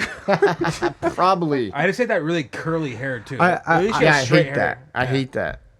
That's not the same Oh girl. That's my not her. God, That is no. not her. No, that's I don't know not. who the Of fuck course that not. is. I will say Anyways. this. To me, hottest diva ever.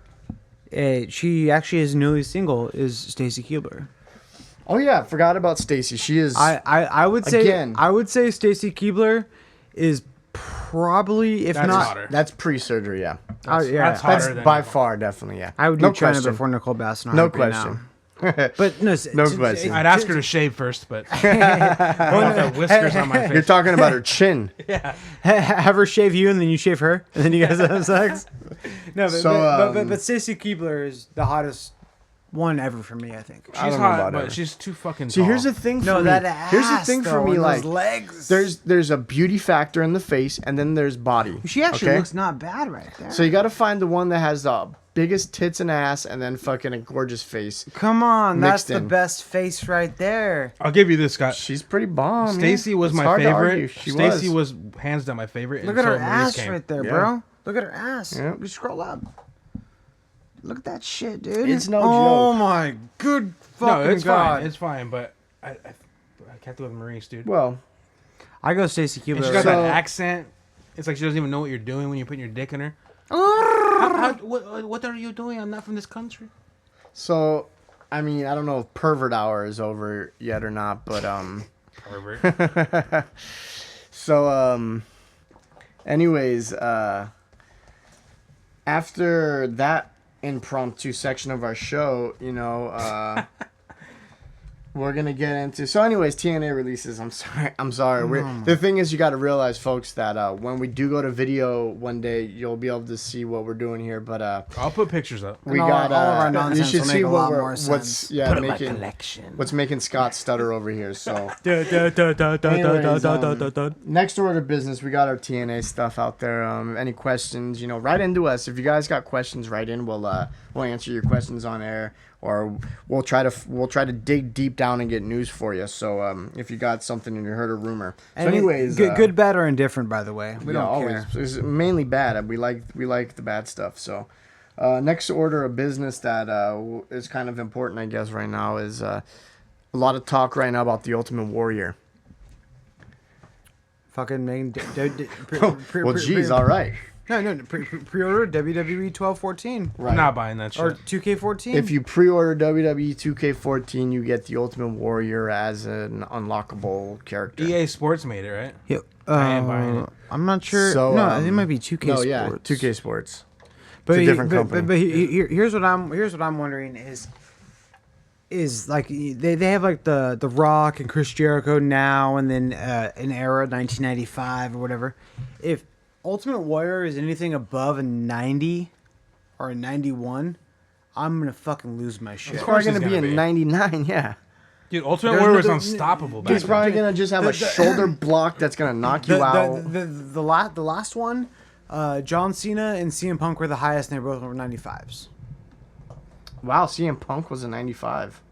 He Yeah. was tied with John Cena. He should be more than John Cena. I'm not arguing the number No, or he not. shouldn't. I just don't see that. CM I don't Punk. see them James, doing that. John don't Cena, open, Superman. Don't, Yeah, Scott. Don't get reality mixed up with the fantasy get- world of wrestling and what John they Cena portray. is the closest thing to 100 that's ever Yeah, been in the wrestling yeah. business. I wouldn't say any other guy. You guys. I would doing say this like the wrong Hulk time. Hogan You guys stuff. are doing this the Maybe wrong time. on the podcast. Austin, Hulk Hogan, Are you talking about? I'm talking about all around wrestlers. Andre the Giant in whatever game he was in. I remember was all like around unstoppable. wrestlers, all around wrestlers and talent. John Cena should not even be a 90. When I think of the numbers, I always think about how hard it is. CM To You're Punk- taking it too personal. No, I'm not. CM Punk, Bret This Hart, is- Shawn Michaels, Triple H should all be higher. I'm gonna than- start calling you Matt I'm Shawn no, Michaels- because don't, you act don't, like Matt from World Wrestling News. No, don't. So all you CM Punk haters out there, huh? So I'm why okay- don't you I'm tell okay- me? I'm Why don't you okay go with ahead the and haters. list for me all the facts and all the reasons why Holy CM fucking Punk hell, you is got- crappy at wrestling, huh? Tell me why John Cena's better. John Cena's not. I can't. Tell me. What are you even talking about? All I see is a fucking. I see a nice set of boobs and a tight fit right now. I know. Well, No, it's John it's because I've had sex before. Oh, It doesn't distract me. So come on, bro. How about this tab, the cunt farm? That's where I plant my crops, right down there. The cunt farm. You'll find about that when you join the Rogan board. Anyways, John anyways- Cena is like, he's Superman, dude. Like, he can't Yeah. be touched. He Yeah. should have the highest fucking number. He When I think of should. that, I'm not saying he's the best all-around Yeah, wrestler. you're taking this personal. Like James No. thinks that John Cena is the best in the world. Like, No, like no, he no, really no, likes. I'm He's not the saying- hardest to beat, I'm not- hardest to no, defeat in the I'm ring. not saying that, but Ryback put him through a freaking No. the thing, So and, now- and, no. and Put him through the thing. he put him through the LED light board at. You can't pin John Cena. And then he came back next week. Yeah, He kicks CM out Punk. at two every time. CM Punk did it. He kicks out at 2 every time. CM Punk did it. Yeah, but John Cena did it to CM Punk too. When was this? I don't know. I'm sure I it love happened. John Cena being immortal, dude. We need that. Dude. We need that Hulk Hogan. We need that Hulk Hogan. I understand people are respecting. I respect John Cena. In the I video do. game, there's no surprise to me that John Cena is number one. He needs to be. There's- He's that not- doesn't surprise He wasn't me at even all. number one. He tied for number one. Tied. Right, and I actually think that it would have been completely That's logical popularity that and he's little number kids one. pissing their pajamas. No, it's like 100. It's just the facts. It's like bro. 100 is invincible. Don't, bro. Yeah. Don't bro me if What's you the don't know me. facts? Don't bro me if you don't know me. Thugonomics, dude. It's like 100's 100's invincible. 99's John Cena. Then you have like 96, which is like CM Punk. Actually, Undertaker was like 97 or Yeah, something. see, like that. there you go. That makes sense. No, I agree with that. Undertaker At WrestleMania. At WrestleMania. No. In the game, it was Undertaker at WrestleMania, Prince. At WrestleMania. That's No, different. actually, on the last game, I'm pretty sure Undertaker did have the highest rating. Now that you say it, he had 97 or 96. Hey Scott, I just want So to put this you're out saying? Don't put Go it ahead. out there. Go ahead. there. Maurice lives in LA. If you want to figure out. This Gonna have picture, to this beat picture, up the, The this, Miz. yeah, is the Miz dating her? If Miz the is Miz can married to date her, her. anyone can date her, dude. I'm No, pretty no. sure he's married to her. Shut the No, front they're door. engaged. They're engaged.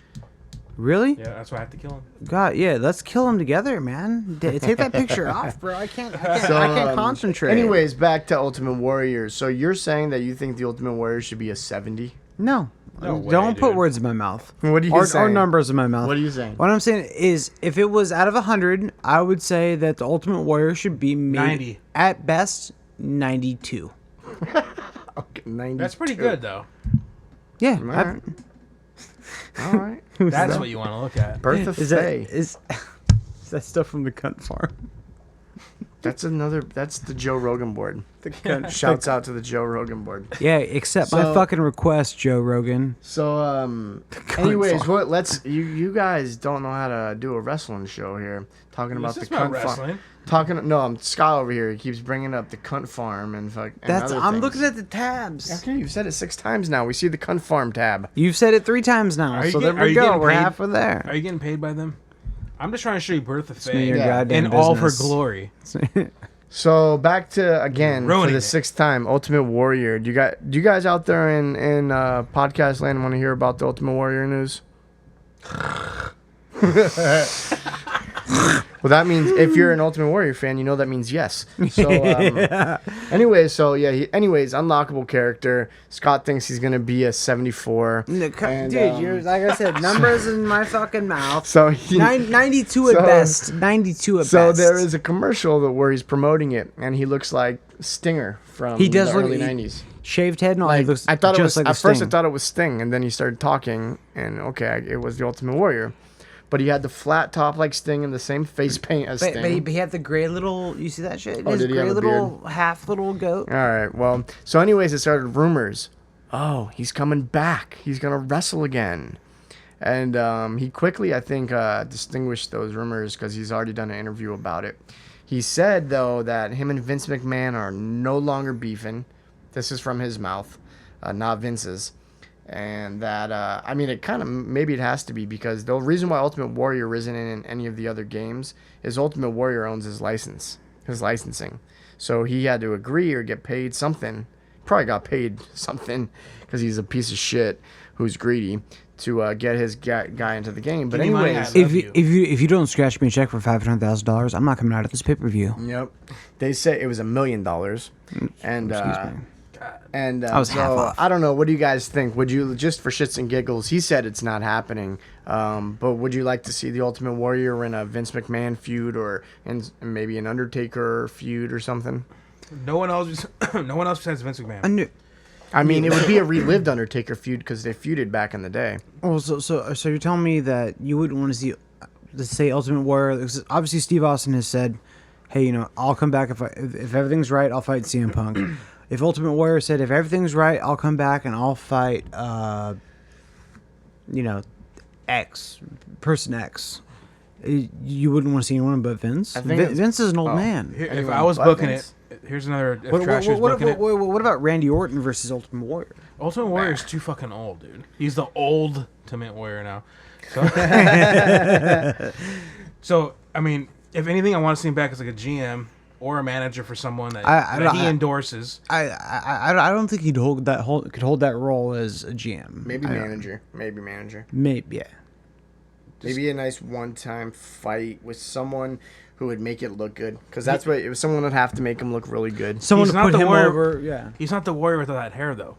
He needs that hair. He needs It's that fucking different. build. That's why he looks like Stinger, and Well, no, but when he maybe had he'll go to no, TNA no, and fight Sting. Don't go to TNA. When he had his shirt off in that little WWE commercial, he's still yoked. He's still got. He's still got. He doesn't. He's not wearing the 90 that Sting is. No, he's in. You know what I mean? He's in great condition, but he's old for WWE. I mean, we're fucking old for WWE. You know what I'm saying? Like, they want 21 to 25-year-olds. Well, speak to yourself. Speak for you're 34. 87, actually, but if you want to put it out there. No, but I mean, seriously, like... Jimbo come on. Trashy is immortal, by the way. Immortal Jimbo Trashy. He's like the Highlander. What's my finishing move if I was going to be a wrestler? I always wondered that. I think about Brain Buster. That would be a good one.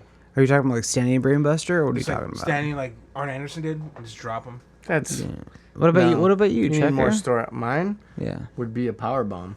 Powerbomb? Overdose. Wait, you're so saying strong. that's not good for me? Yeah, Dude. that's just I don't know. I think you Well- need something different. What do you Well, think? I don't know, because that's your build is different than a brainbuster finisher. Well, all right, What do you think? remember when me A and you were frog talking? splash or something? No. Remember when me and you were talking about how we were in those riding feds? How we Yes, were- e-wrestling. Yeah, For any of you guys out there who may know. And for any of you nerds who did e-wrestling, I was Johnny Kane, and I was a Hollywood director, and my finishing move was director's cut, and it was the rock bottom. And that's I think I mean I'm not a big guy, you know, like, but the Rock Bottom was at the time the Rock was my favorite fucking wrestler. Now I fucking hate him. We'll get actually in. We'll have a segment in a future show of you wrestling, and we'll get more into it. And we need Kurt Gaisford on here, because Kurt Gaisford, shout out to your brother, Radican, Joker, Dustin Ball. You want to have a guest on the The wrestling catastrophic. podcast? You know, This is our baby. you want to know what a good one is? mine. I'll tell you this right now. Dustin Ball, his guy's name was Catastrophe, right? Okay, And his that's finisher, it's a good name. his finisher was the Catastrophic Edge, and it was a razor's edge, an inverted razor's edge. So instead of being like on the back of your head, yeah. Oh, And I that's thought good. he came up with the best. Yeah, like when we did that. That was If I the could see that in coolest. real life, that's almost like How come no one's done that yet? I know, right? That's better than like a pancake. You know, like that is the Way better. That's the ultimate pancake. You Yeah. know, like inverted. That's good. That's really good. Now I've You never could thought. set it up I've easy ne- too with a kick to the stomach and turn around or something. I've never thought about that. That is an excellent Yeah. finisher. Yeah. I want someone to fucking do that. You can Antonio Cesaro, like sidewalk slam lift back up, you know, like there's ways to do it, but it's good. So anyways, you wrestling, we'll get into that another show because that's a cool topic, and I hope maybe some of you guys out there participated back in the 90s and could share some of your feedback with it too. So anyways, Ultimate Warrior, he's not returning. We'll see though. And we're gonna finish off the show here with a little bit of it's wrestling news, but I guess it's like kind of TMZ-ish. And I guess the Pennsylvania Times or something like that just released an article saying that the Sandman is now on the America's Most Wanted list.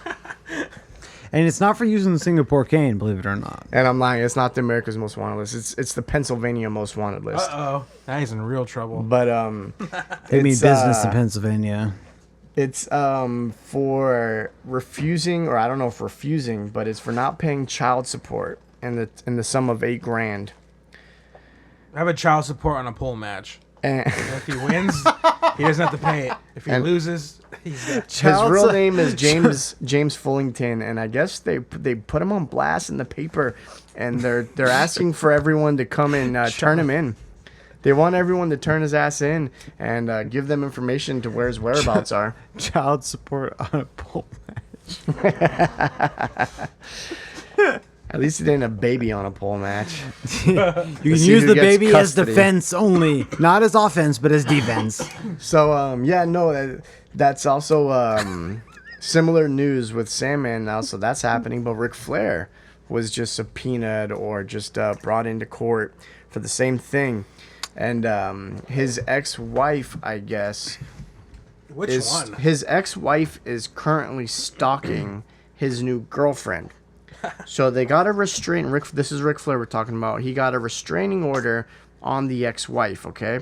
The ex-wife, pissed by this and her name getting out as a stalker, then filed a child support lawsuit against Ric Flair. Okay? Now Ric Flair has came out to say that he typically pays, he does. He pays his child support all the time. But the reason why he didn't this current time was I guess it had something to do with Reed Flair's death, him being caught up with all that. But then at the same time, you guys might have heard too, Ric Flair had some kind of not a heart attack. He had some kind of attack or something. It was, where it was a cardiac, something to do with his heart. He had like he was irregular heartbeat. he was hospitalized for a week or something like that, I guess, and they were running tests. And I guess during this point where he was hospitalized, that's where he missed the payment. And so she's trying to put him on blast for that now because she looks stupid for being a stalker. And yeah, that's That's the child support. Where every week we'll talk about which wrestler is either on the most wanted list or which wrestler is due child support to their Or dies from an overdose. One of the three. I'm sure Randy Orton is going to be on that soon, and John Cena will probably face that soon. Can I introduce a little game real quick? Yes, of course. Absolutely. Hopefully. How about we guess who your favorite wrestler is and who the wrestler you hate the most is, and see if you can guess who everyone else is. Oh, we're talking about out there in podcast land, or are three of us? This could change from week to week for me, but okay. Because I mean, I really don't know on everybody. I have an idea with you because you've been bitching about it. But Whoa. So you're talking about like who's your most favorite wrestler right now?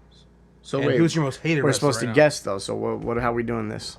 Like just call it out, and then you can just tell me yeah or no, and then All right, so unveil it. Jimbo Trashy. You want me to guess on you? Yeah. I'm gonna say your most hated wrestler right now is Randy Orton. Okay. Your most favorite. This is where it gets tricky. Well, guess not. CM Punk because you wear the shirt a lot. Mwah. I have multiple shirts. You are right on one of the two.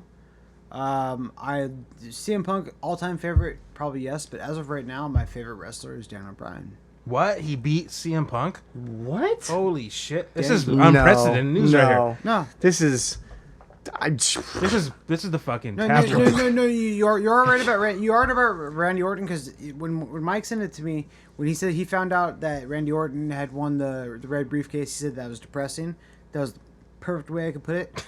Daniel Bryan, no joke, Daniel Bryan is the best person they have going right now. How did he surpass CM Punk though, dude? Of all time, I'm talking about right now, this moment. CM Punk, obviously, he's caught up in his feud. I want him to destroy Brock Lesnar, but Daniel Bryan's the hottest thing going.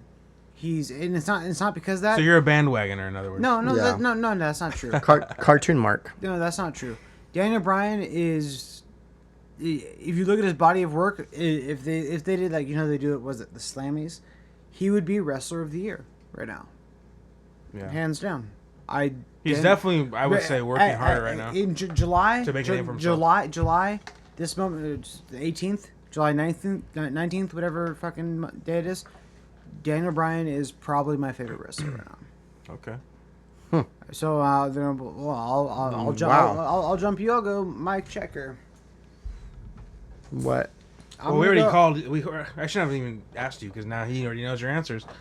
But Actually, Well, we'll two of us we'll kind of just throw it out there for each one. So Scott's done.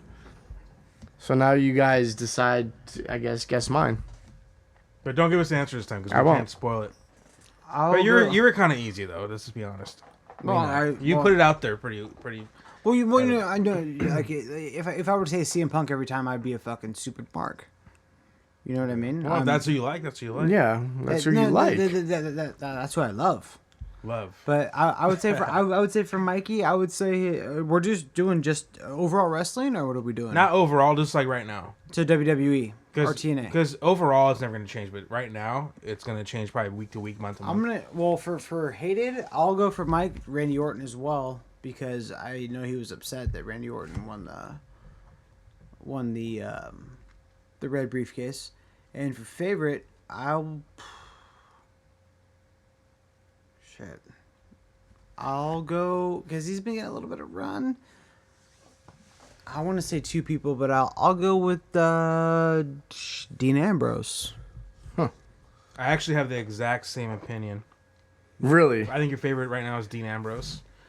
Hated could be debated. I don't know if it's gonna be Randy Orton. I say hated because his exact words that he texted me were RKO. I don't know if I still have it. Is it RKO wins red briefcase? How depressing is what he sent me. So I'll say Randy Orton is his least favorite.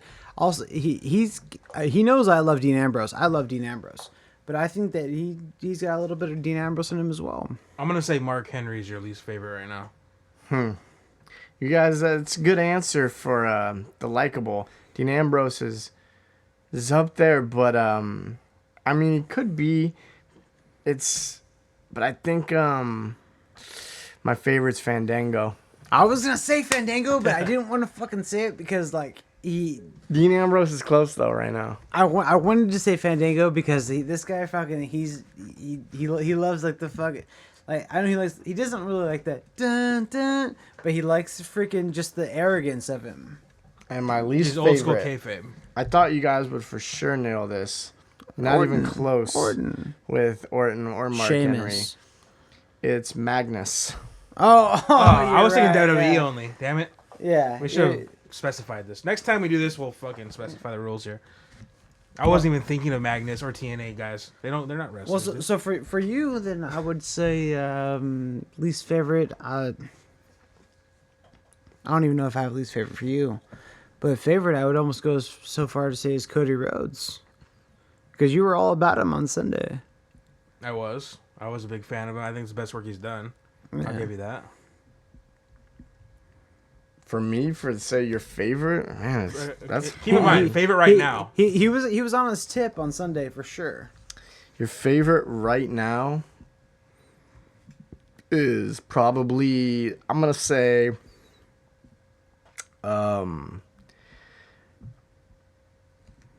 RVD. And the most hated? And the most hated would be Zack Ryder. You were not happy with Zack Ryder. What about you? You didn't say most hated. Most hated, I'll say Randy Orton for you as well, because you didn't seem too stoked when he won. Okay, my most hated is definitely Zack Ryder. Yeah. I want him fucking released, dude. I just wait for the day when that shit happens.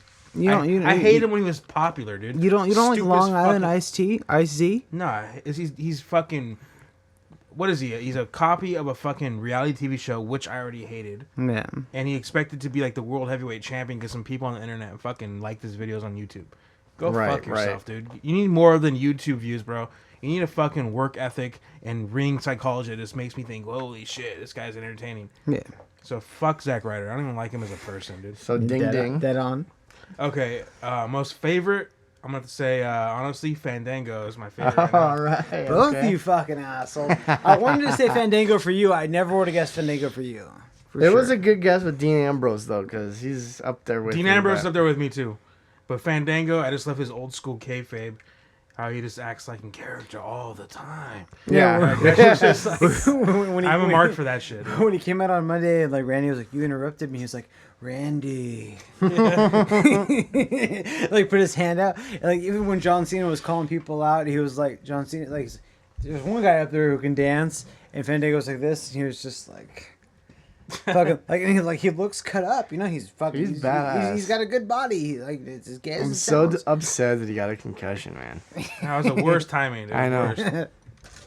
So yeah. Anyway, so cool game. Maybe we'll do that every week or every few shows, We should and see where we're at. I think we should do that for the Indian of every show. That sounds, We'll see. sounds We'll like see. a good Well, time. you tell us too, you guys out there who are listening, if you really like this show and we're entertaining. All we're trying to do is be assholes and be, give you guys our view on the wrestling world, which is, just what you heard right now. So, if you guys like it, please write and ask us questions. If you hear anything, if you want to be wrestling related or it's personal and you just want to know about us and you want to, talk about even wrestling related sort of, but just dig into our personal lives and talk trash about us. Like we want that. We want heat.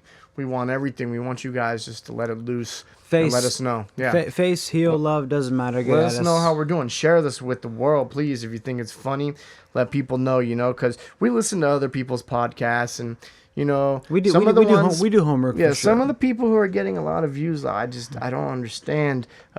These guys are idiots. So, I don't know. Maybe we're idiots too. So, Well, I won't debate that, because it's obviously true. But myself, the universal site that you can get us at is globalpsychosis.net.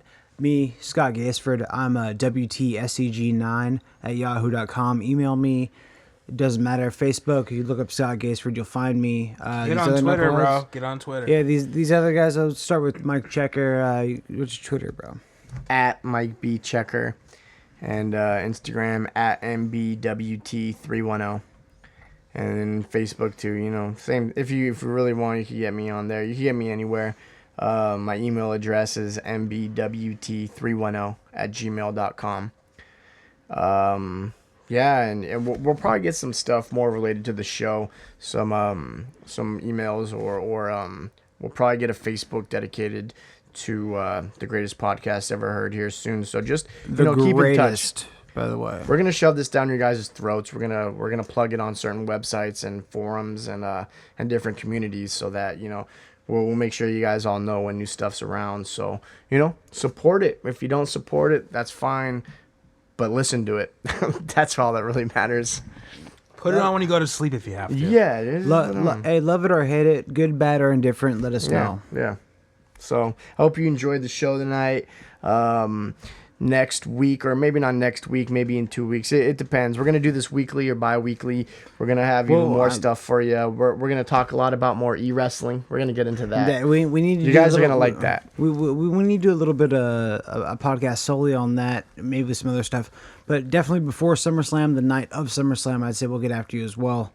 But James, you want to plug your biz? If you want to follow me on Twitter, it's at Elvis on Acid. I'm not always wrestling related. More conspiracy themed, but I am a big wrestling fan, and if you did hit me up on Twitter about wrestling related stuff, I will definitely give you my opinion and probably call you a mark in the process. I think I called a mark like 10 times in the last 20 minutes, so don't worry, guys. Cartoon mark, it's different. Yeah, and again, excuse me. And again, to see the whole entire umbrella of what we do here, go to www.globalpsychosis.net. That's where you'll find all the goodies in the little baggie. Funsies. Yeah. We're just a bowl of entertainment, guys. Just a bowl of it. Good, bad, or indifferent, whether you like it or not, we're definitely here. We're not leaving. Or as Stone Cold says, and that's all I gotta say about that. That's the bottom fucking line. Isn't that what Forrest Gump says, actually? Yeah, Stone Cold said it. I think you were a little And bit off that's on your all I gotta quarters. say about that. So, anyways, all right. Thanks for joining us on the greatest podcast ever heard, episode 3. Tune into episode 4, where we're gonna bring you more news than your brains can even handle. Good night, all you cartoon marks. Fuck the brain of the brainless. Mark Madden, he's a dumbass motherfucker. That'll be the him. sound off for sure from now on. Fuck Mark Madden. We hate a lot of people out there. We love you. We hate you. We want to make love to all of you. So just keep listening. We love you. We're out. You are listening to the Global Psychosis Network.